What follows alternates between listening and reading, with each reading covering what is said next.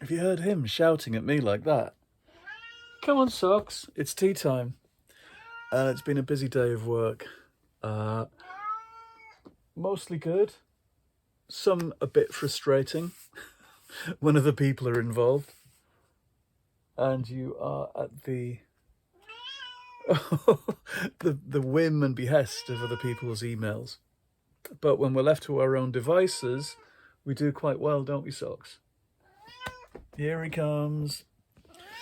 Yes, yes, yes, yes. We haven't been out anywhere today, have we? That's been weird. I know. Tonight we're going to get a curry, aren't we? We're going to get takeout. You can't have curry, although cats around here like curry. Fester Cat used to love curry because he was a stray.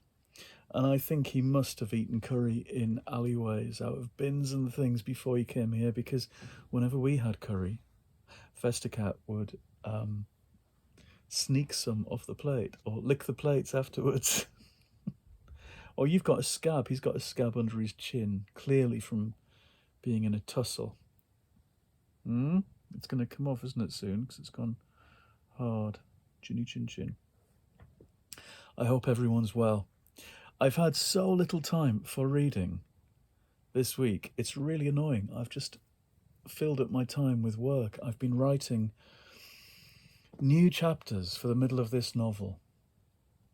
The novel's got more complicated, and I'm pulling out strands and dumping them and sewing bits up and putting new episodes in. And this week I've written 10,000 words, new stuff, and I feel like you do at the end of a 10,000 word week.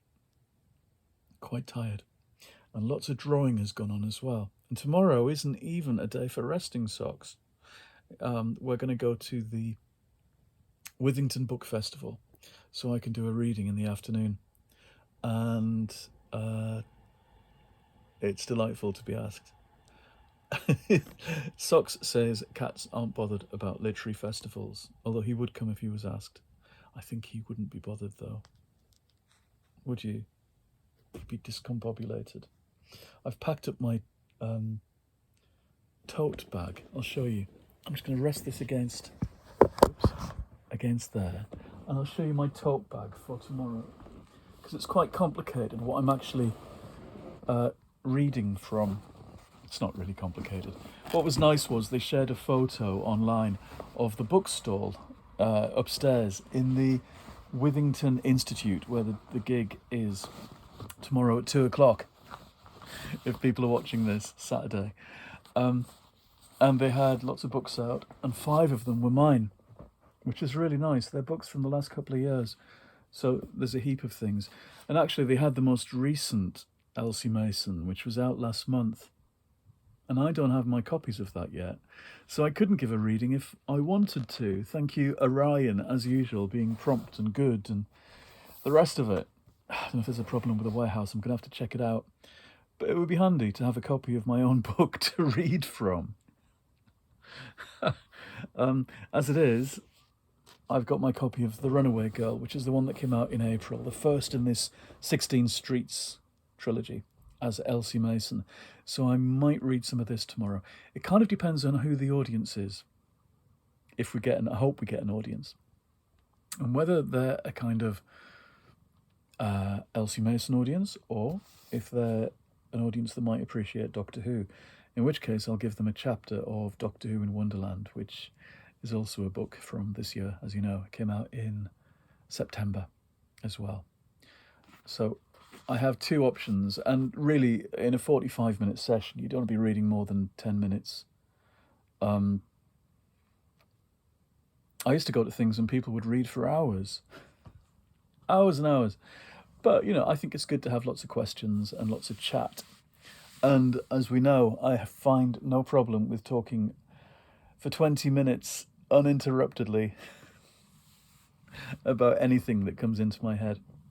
What else have I got? I thought I'd show them Josephine and the Argonauts, the previous Doctor Who book.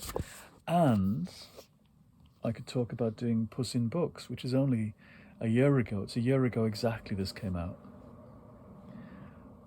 And that might be fun to talk about, literary cats.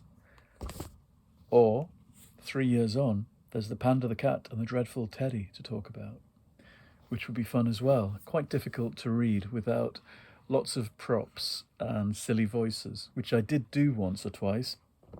I did that in Chorlton Library, and did all the voices, holding up all the toys, and I must have looked crazy, but it was fun to do. So that's my heap of books that I'm taking with me to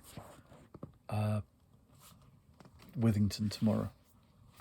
And then in the evening, we're seeing our friend Mike doing his electro-pop stuff at the Talleyrand pub in Levenshulme. So that's our third band of the week, after the Irrepressibles on Sunday, and our friend Nick singing as Dragon Welding in Salford last night, and then Mike on Saturday. So we're having a really busy week out of going out and seeing stuff.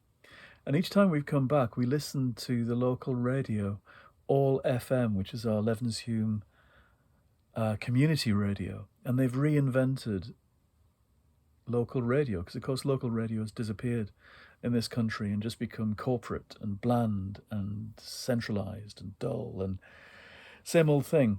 I am intensely nostalgic for local radio. When we had Radio Aycliffe when I was a kid, it was magical. And it was based in a studio at the top of our town precinct. So we knew where it was, and you could pop in. And if you won a competition, you would go in and pick up your giant cuddly toy or whatever it was. Or you could pop in and ask for requests. And we all phoned in and asked for requests. And you more or less always got them. And they were the ones who did a show called The Night Owls every night, a phone-in show. And pretty soon, everybody in our town was staying up all night and listening in and hearing their fellow, their neighbours and their fellow townspeople phone up and just argue the toss about the world, about world affairs, about all sorts. It didn't matter what it was. We just all listened. We all had little radios and everyone listened separately. And this would go on all night. This is about 1980, 81. The nadir of it was one big discussion about how many skins does an onion have. And people were getting up and trotting downstairs and cutting up onions to count in the middle of the night. It's like a kind of an Italian folk tale collected by Italo Calvino, isn't it? But that's how we rolled. We were living in a folk tale the whole time. That's my picture of local radio. And, you know, music like late 70s disco, Can You Feel the Force, and Gloria Gaynor. That's what I remember. Anyway, coming back from these gigs in town, we had All FM on, which comes from the old library here. The old library, which they were going to knock down. It's a lovely Carnegie library, and Jeremy was involved in saving the building. And now it's run as a kind of art centre that doesn't really work because, though they go on about it, there never seems to be anything you can actually go to. But the DJ, the radio station is based there, including various people who we've met and worked with over the years. Anne Algar has a lovely radio show that both me and Jeremy have been on as guests, choosing our favourite records and talking. And also Vicky Richardson, who's a legend, and she always DJs for Levy Pride. And she was playing the other night as we got the car back from town. We got into the car on a rainy street down by the railway lines. And David Bowie's 5 Years was playing at midnight or whenever it was. And it was so atmospheric. And then some Motown number came on, then a disco thing, and then a ska record. And they were all dedications to different people. And Vicky talked about them. And then last night, coming back from Nick's gig, there was other DJs on All FM talking about gigs that were on in the Northern Quarter and all over town coming up. And it was so intensely local. And they were such music fans, geeky music fans. It was delightful. It was the best of local radio. and it just made me feel proud to be seeing bands that had people I knew singing and doing their thing, and then listening to our local radio coming home. It was a real sense of belonging to a place, of interacting with the culture of a place. Anyway, I hope that continues with going to the Withington Book Festival this weekend and getting away from music for a bit and being a bit literary and doing my own gig. I hope it goes well, so wish me luck with all of that. And apart from all of that, I do hope I get some time to read over the weekend, because I'm still not finished with this Mary Higgins Clark novel, this second one. I want to go into my ghost stories and whatever else comes next, whatever else I fancy. Can you believe I've bought next year's diary already? I must be keen. It's a bit of a fancy one. We went to TK Maxx and I bought some kind of country living thing full of lovely photos of countryside stuff, and I think I might be doing the cottage core thing. Oh God, don't fall for that. I must be.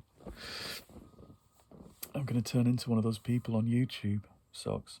You can't see him now. He's down here on my lap. Anyway, I hope everyone's doing well and you're going to have a good weekend. And I hope we do too. I will let you know how it all goes. I might even do some filming from the Withington Book Festival. We'll see. We'll see how it goes. Okay, goodbye everyone, and I will see you again soon in the next episode. Goodbye.